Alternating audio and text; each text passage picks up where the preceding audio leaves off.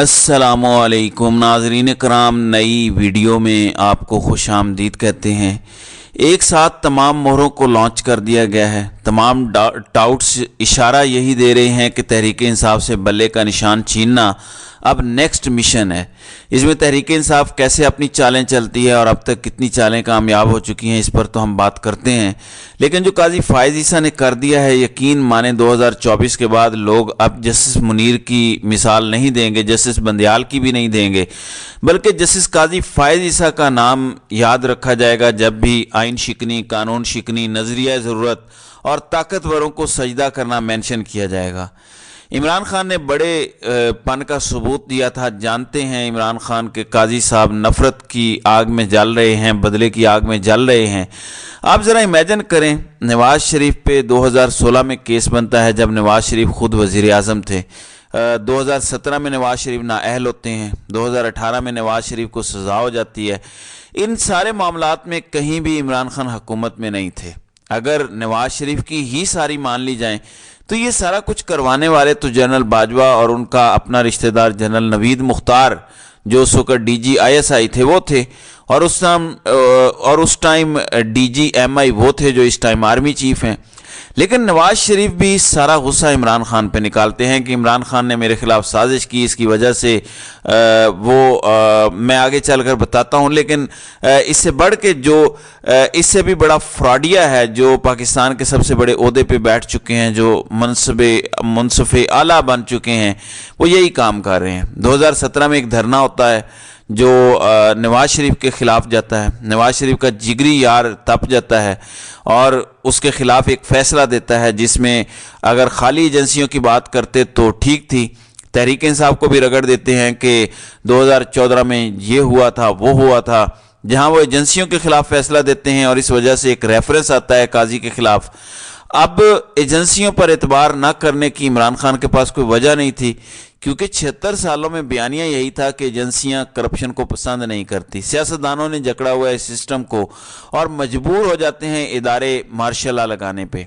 आप पाकिस्तान की आबादी की अक्सरियत से पूछ लें, वो यही कहेंगे कि 9 अप्रैल 2022 से पहले उनकी यही सोच थी कि शरीफों और जरदारियों ने इस मुल्क को तबाह किया हुआ है और इदारे मजबूरी में इंटरफेयर करते हैं, इदारे मजबूरी में मार्शल लॉ लगाते हैं, वरना वो लगाना नहीं चाहते। यही सोच थी सबकी। इमरान खान भी किसी हद तक इस सोच का शिकार हो गए थे। अगर कोई एजेंसी किसी के बारे में ये रिपोर्ट लेकर आती है कि इसकी लंदन में जायदादें निकल आई हैं, अब इमरान खान तो करप्शन के खिलाफ नारा लगा के इलेक्शन जीते थे, उन्होंने तो रेफरेंस भेजना था, लेकिन इस रेफरेंस के पीछे एजेंसीज थी। लेकिन काजी फायज़ ईसा ने एजेंसियों का नाम लेना छोड़ दिया। वो भी सिर्फ बदला इमरान खान से ले रहे हैं। उसकी वजह है पाकिस्तान का सिस्टम। 76 सालों से ये इसी तरह चल रहा है और इसलिए बहुत सारे लोग मुझ समेत गलत फहमी का शिकार थे, जो मैंने आपसे अभी बयान की है। करता कोई है, इल्ज़ाम कोई और लेता है। इसकी मैं आपको मिसाल पहले भी दे चुका हूं कि बेनज़ीर भुट्टो और उनकी वालदा की गलत तस्वीरें फेंकने वाले और फेंकवाने वाले कोई और थे। इल्ज़ाम नवाज शरीफ ने अपने सर लिया।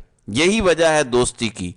तमाम आइन शिकनी, कानून शिकनी को तहफ़्फ़ुज़ किसने दिया? काजी साहब ने।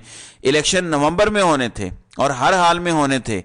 काजी साहब ने उनको 8 फरवरी तक तहफ़्फ़ुज़ दे दिया। तो ऐसे चलता है गठजोड़। यह है अशराफिया का गठजोड़ जो पाकिस्तान में है। करता कोई है, उसको कवर कोई और देता है और करने वाले और कवर देने वाले आपस में जिगरी यार और दोस्त हैं। नाज़रीन इकराम, Imran Khan out of syllabus आ गया था। सिस्टम इसके लिए तैयार नहीं था। इसलिए इमरान खान के आते ही सबको पेट में मरोड़ शुरू हो गया। किसी को लूज मोशन लग गए, किसी को उल्टियां शुरू हो गई। और जब तक इमरान खान को सिस्टम से निकाला नहीं गया, किसी को सुकून नहीं आया। लेकिन अब नेक्स्ट फेज शुरू हो चुका है। सिस्टम से निकालने के बावजूद इमरान खान की पार्टी इतनी मकबूल हो चुकी है कि उसने पार्टी चेयरमैनशिप भी एक बंदे के हवाले कर दी है। उसके बावजूद भी ना नून लीग, ना पीपल्स पार्टी और ना उनके सहूलतकार ये अफोर्ड कर सकते हैं कि तहरीक इंसाफ बल्ले का निशान लेकर इलेक्शन में जाए, क्योंकि इनको पता है कि इनकी जमानतें जब्त हो जानी हैं। और एक बार इलेक्शन हो जाता है, एक बार नतायज आ जाते हैं, आप इलेक्शन कमीशन में नतायज रोक सकते हैं, लेकिन जो कागजी वर्क ग्राउंड पे होगा, जो पोलिंग स्टाफ के पास होगा, वो सारा कुछ कवर करना इतना आसान नहीं है। 4 लाख फौजी और रेंजर्स मिला के ड्यूटी दे रहे होंगे। क्या सबको आप ये कहेंगे कि नवाज शरीफ की गुलामी के लिए आपने धांधली करनी है? और क्या वो सब मान जाएंगे? میں تو نہیں یہ تسلیم کرتا کہ وہ سب مان جائیں گے. جیسے پاکستان کی آبادی کی اکثریت 80-90% عمران خان کو سپورٹ کر رہی ہے, ایسے ہی اداروں میں بھی عمران خان کے سپورٹ موجود ہے. ناظرین اکرام, 9 مئی کیا ہی اس لیے کیا تھا کہ اداروں کے اندر سے عمران خان کی سپورٹ کم کی جا سکے, یا کم از کم جو کھل کے عمران خان کے فیور میں بات کرتے ہیں اور اداروں میں ایک پریشر بلڈ ہو رہا تھا اس کو ختم کیا جائے. یہ اس حد تک تو کامیاب ہوئے ہیں کہ اب اداروں کے اندر عمران خان کے حق میں بات کرنا ممکن نہیں رہا. عمران خان کے خلاف دھاندلی میں اتنے لوگ نہیں شامل ہوں گے, یہ آپ کی بھول ہے, یہ آپ کی غلط فہمی ہے. اس لیے یہ سارا گٹھ جوڑ اب شروع کیا گیا ہے. تو جتنے ٹاؤٹ ہیں وہ کہہ رہے ہیں کہ یہ الیکشن تو تسلیم کوئی نہیں کرے گا, الیکشن کمیشن وہ کہیں گے کہ دیکھیں نہ کسی نے ووٹ ڈالا ہے, نہ کسی کو کاغذات نامزدگی جمع کرانے کا موقع دیا گیا ہے. اکبر ایس بابر اپنا لچ تلے گا کہ دیکھیں میں تو بانی ممبر ہوں, حالانکہ وہ بانی ممبر نہیں ہے, 12 سال پہلے اس کو پارٹی نے نکال دیا تھا. اب وہ کہتا ہے کہ میں نے بھی الیکشن لڑنا ہے قائد بننے کا, مجھے تو عمران خان نے کہا تھا کہ میں اگر پیچھے ہٹا تو تم آگے آ جانا. مطلب عمران خان ابھی زندہ ہے, جو بندہ دنیا میں نہ ہو اس کے بارے میں تو ایسی باتیں کی جاتی ہیں کہ چلیں وہ مجھے یہ کہہ گئے تھے تو میرا دعویٰ ہے. جو بندہ زندہ ہے اگر اس نے 20 سال پہلے تمہیں کچھ کہا وہ بات ختم ہو گئی, اب اس نے کسی اور کا نام دے دیا, اب وہ کہتا ہے کہ میں چیلنج کروں گا. اب سارے ٹاؤٹس یہ کہہ رہے ہیں کہ یہ سب چیلنج ہوگا. ظاہر ہے الیکشن کمیشن میں بھی چیلنج ہو سکتا ہے اور شاید عدالتوں میں بھی یہ جا سکتے ہیں. دیکھتے ہیں کس طرف جاتے ہیں. ہم یہ اچھی طرح جانتے ہیں کہ الیکشن کمیشن اور عدالتیں کس کی ایما پر کام کر رہے ہیں, کس کے اشاروں پر چل رہے ہیں. تحریک انصاف کو یہ مشکل میں تو ڈالنا چاہتے ہیں اور کم سے کم وقت رہ جائے. انتخابی نشان اگر نہ رہے تو نیا انتخابی نشان اپلائی کرنے میں یا ملنے میں پتہ نہیں کیا صورتحال ہوگی. لوگوں کو آزاد لڑنا پڑے گا, کیا کرنا پڑے گا. صورتحال کافی خراب یہ کرنا چاہتے ہیں کیونکہ یہ رسک نہیں لے سکتے.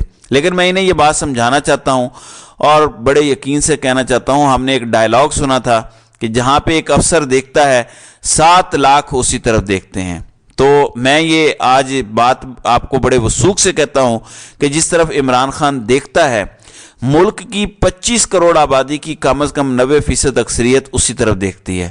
کم از کم 90% لوگ جس سائٹ پر عمران خان دیکھے گا 25 کروڑ میں سے 90% لوگ اسی طرف دیکھیں گے. 22-23 کروڑ لوگوں کا لیڈر ہے عمران خان, اس کو آپ ایسے ہی مائنس نہیں کر سکتے. عمران خان کو مائنس کرنا آپ کے بس کی بات نہیں ہے. آپ ایک الیکشن سوچ رہے ہیں کہ ہم ایسے کرا لیں گے تو ملک ٹھیک ہو جائے گا, اس کے بعد بھی ملک نے آگے چلنا ہے. یہ جو 22 گریڈ کے افسر ہیں انہوں نے تو چلے جانا ہے, ملک نے ادھر رہنا ہے. آگے بھی الیکشن ہونے ہیں, آگے بھی نظام چلنا ہے, آگے بھی حکومتیں بدلنی ہیں. وہ نہیں سوچا جا رہا, بس یہی بینک کیا جا رہا ہے کہ ایک الیکشن کروا لیں, اگلے الیکشن تک پتہ نہیں عمران خان دنیا میں ہوگا یا نہیں ہوگا, اور بس پھر کھیل ختم. تو اس حد تک گر گئے ہیں کہ ٹھیک ہے ہیرو بنتا ہے عمران خان بنے, ہم اپنا اقتدار نہیں چھوڑیں گے. مطلب اس حد تک کوئی اقتدار کا حریص ہو سکتا ہے. ایسا اقتدار کا نشہ, ایسا طاقت کا نشہ ہے جس کی وجہ سے پاکستان کو یہ ترقی نہیں کرنے دے رہے. ترقی تو پاکستان تب کرے گا جب بولنے کی آزادی ہوگی, صحافت آزاد ہوگی, میڈیا آزاد ہوگا, عدالتیں آزاد ہوں گی, بیوروکریٹس آزاد ہوں گے, ترقی تبھی ہوگی.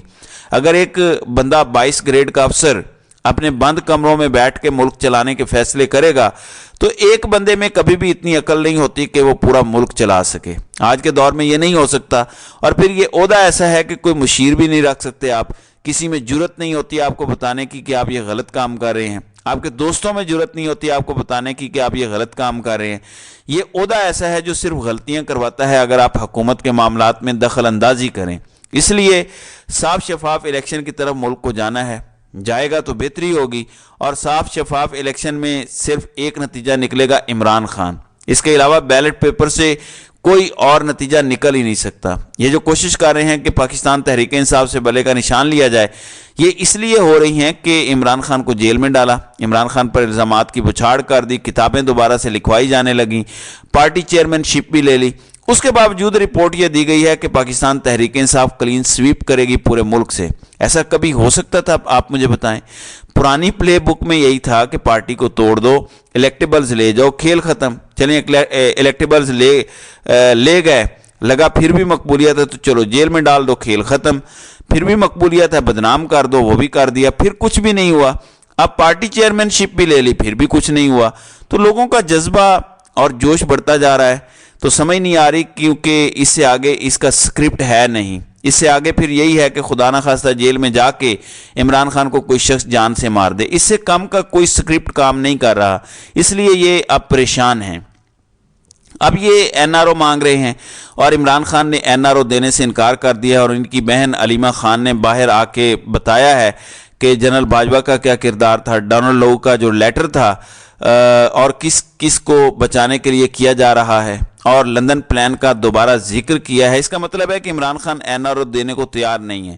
دیکھیں عمران خان تو جیت چکا ہے, وہ زندہ باہر آتا ہے, وزیر اعظم بنے گا تب بھی اس کی جیت ہے. خدا نہ خواستہ اگر اس کی زندگی نہیں رہتی تب بھی وہ جیت گیا ہے. آپ کے لیے نفرت کی وہ دیوار کھڑی ہو گئی ہے کہ آپ اس کو کبھی کراس نہیں کر سکیں گے اگر عمران خان دنیا میں نہ رہا.